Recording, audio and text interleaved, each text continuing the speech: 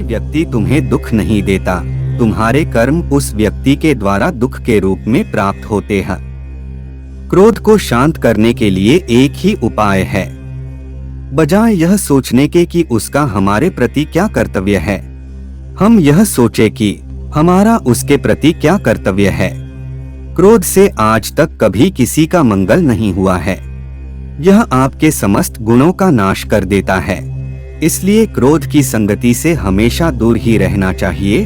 दुखिया को न सताइए, दुखिया देवेगा रोए, दुखिया का जो मुखिया सुने तो तेरी गति क्या होए। बहुत होश में यह मत सोचो कोई देख नहीं रहा।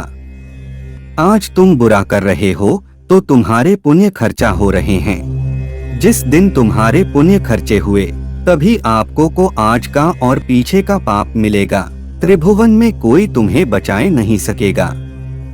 सत्य की राह में चलने वाले की निंदा बुराई अवश्य होती है, परंतु इससे घबराना नहीं चाहिए। यह आपके बुरे कर्मों का नाश करती है। जहां आपके लिए निंदा और बुराई हो, वहां आपके बुरे कर्मों का नाश हो जाता है।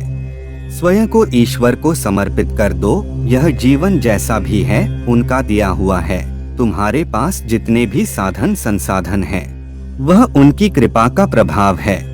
तुम जिसका भोग कर रहे हो वह सब कुछ ईश्वर का ही है।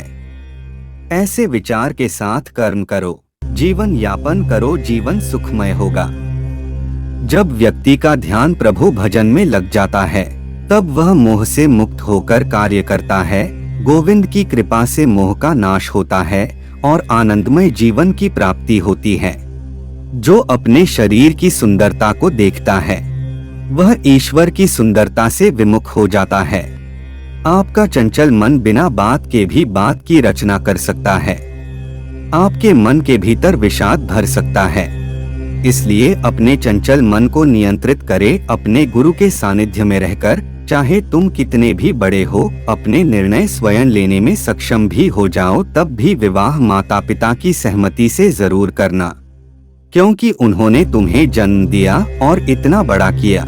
वह तुम्हारे अच्छे बुरे का अधिक ज्ञान रखते हैं। यही जब तुम्हें माया से बचाएगी, क्योंकि जहाँ हरि भजन होता है वहाँ माया का असर नहीं होता।